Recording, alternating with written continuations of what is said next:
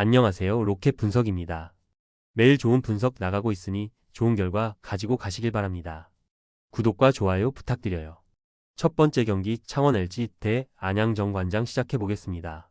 창원 LG는 이번 경기에서도 페인트존 장악력을 중심으로 한 전통적인 인사이드 5위를 내세울 전망이다.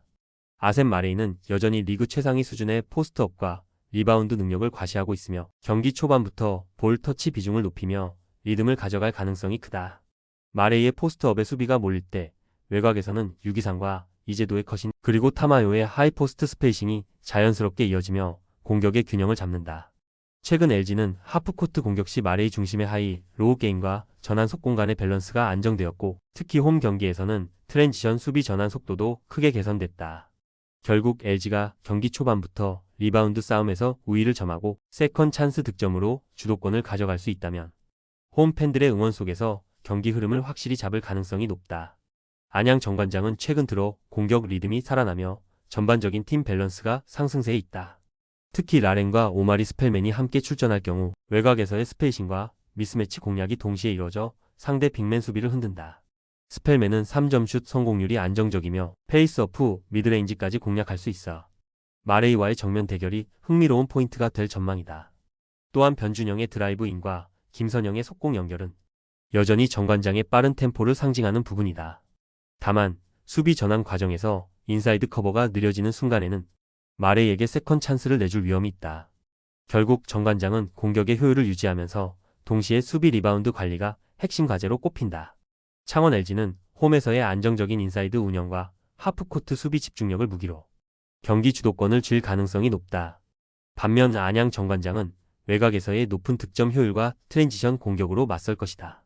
하지만 리바운드와 세컨 찬스 득점에서 창원 LG가 한 발 앞설 것으로 보인다. 두 번째 경기 한신 대 요코하마 분석 시작해 보겠습니다. 한신은 시즌 막바지에도 특유의 짜임새 있는 경기 운영으로 안정적인 흐름을 이어가고 있다. 특히 투수진의 질적 깊이가 여전히 팀의 가장 큰 강점이다. 선발로 예상되는 이와사키 마사키는 제구 중심의 피칭으로 초반 리듬을 잡는 능력이 탁월하며 슬라이더와 포크볼의 완급 조절로 요코하마 타선을 묶을 가능성이 높다. 또한 클린업 트리오인 3번 사토 데루아키, 4번 오야마, 유스케, 5번 노이시로, 신타로의 중심 타선은 여전히 장타력과 집중력이 조화를 이룬다. 홈 경기에서는 초반부터 번트 작전이나 런앤히트 등 세밀한 전술로 상대 투수를 흔들며 점수를 꾸준히 쌓는 형태로 흐름을 가져가는 경향이 강하다. 다만 최근 불펜의 피로 누적이 변수로 꼽히며 경기 후반 리드 상황에서의 집중력 유지가 관건이 될 전망이다. 요코하마는 타격 중심의 팀 컬러를 그대로 유지하며 공격적인 경기 운영을 펼친다. 4번 미야자키 토시로와 5번 소토가 중심이 되는 클린업 라인은 언제든 장타 한 방으로 흐름을 바꿀 수 있는 위력을 가지고 있다. 특히 최근 교류전 이후 이어지는 리그 일정 속에서 1번과 2번 타선의 출루율이 높아지며 상위 타선의 연결이 좋아졌다. 하지만 원정 경기에서는 투수진의 제구 불안이 자주 노출되고 있으며 특히 불펜에서의 피홈런이 잦은 편이다. 이번 경기에서도 선발이 초반 리듬을 잃는다면 한신의 짜임새 있는 공격에 쉽게 무너질 수 있다. 한신은 홈에서의 경기 운영 능력과 선발 이와사키의 안정감이 뚜렷한 강점이다. 반면 요코하마는 장타 한 방에 의존하는 패턴이 강해 꾸준한 득점 생산 면에서 다소 불안 요소가 있다. 경기 초반 한신이 선취점을 잡고 리드를 지키는 형태로 전개될 가능성이 높다. 세 번째 경기 소프트뱅크 대 니오넴 분석 시작해 보겠습니다. 소프트뱅크는 시즌 후반부 들어 확실히 컨디션을 끌어올리며 전통 강호다운 저력을 되찾고 있다. 선발로 나설 가능성이 높은 이시카와 쇼타는 안정적인 제구와 슬라이더 체인지업의 조합으로 긴 이닝을 책임질 수 있는 유형이다. 최근 두 경기 연속 퀄리티 스타트를 기록하며 팀의 믿음을 다시 얻었다.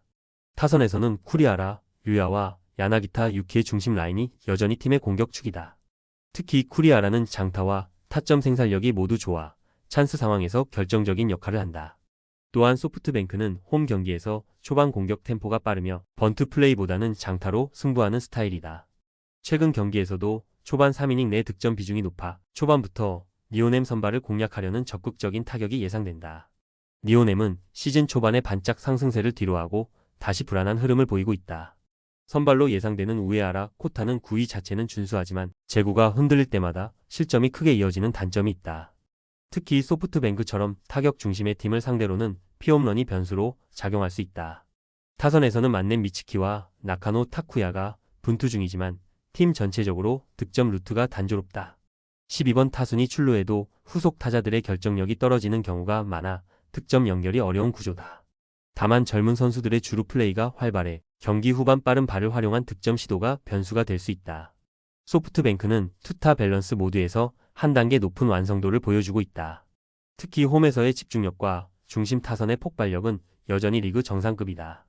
니오넴이 초반부터 선발 싸움에서 밀릴 가능성이 높으며 경기 흐름이 소프트뱅크 쪽으로 기울 것으로 보인다. 네 번째 경기 모로코 대 프랑스 분석 시작해보겠습니다.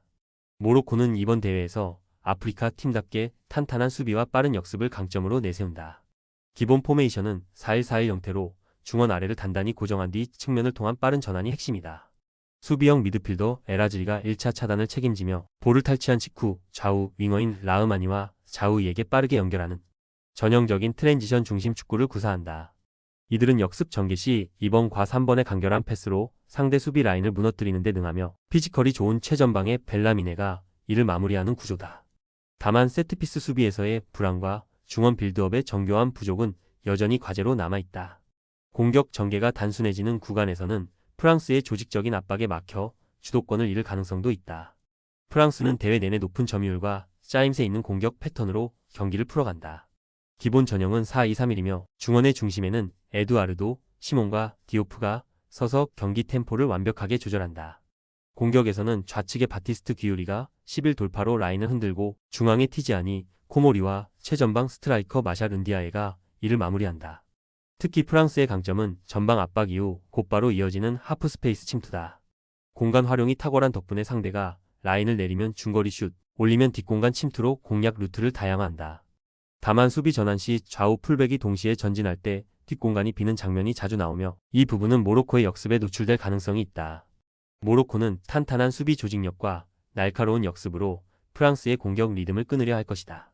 반면 프랑스는 볼 점유와 세밀한 패스로 상대 진영을 지속적으로 공략하며 경기 주도권을 쥘 전망이다. 초반은 모로코의 강한 압박으로 다소 경직된 흐름이 예상되지만 시간이 지날수록 프랑스의 조직력과 개인 기량이 앞설 가능성이 크다. 다섯 번째 경기 아르헨티나 대 콜롬비아 분석 시작해보겠습니다.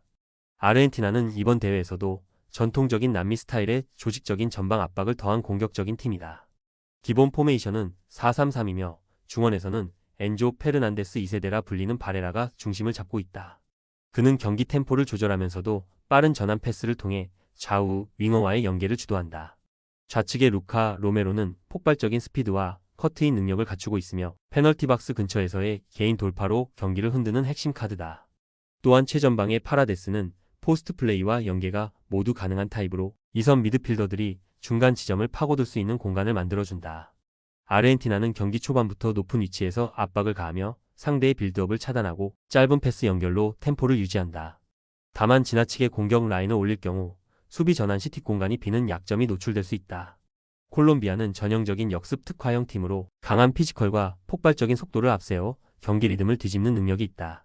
4-2-3-1 전형을 활용하며 중원에서는 카스트로와 루케가 수비형 미드필더로 안정감을 제공한다.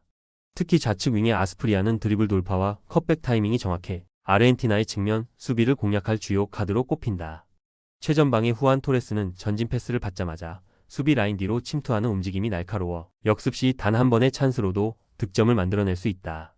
콜롬비아는 수비 블록을 깊게 유지하다가 탈압박 후 빠른 3-4명의 연결로 상대를 무너뜨리는 전환 플레이가 강점이지만 점유율을 잃은 상황에서 수비 라인이 내려앉을 때는 빌드업의 연속성이 떨어진다.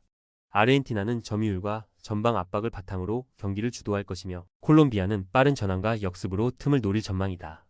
경기 초반에는 아르헨티나의 강한 압박이 주도권을 가져가겠지만 후반에는 콜롬비아의 카운터 어택이 위협적으로 작용할 가능성이 크다.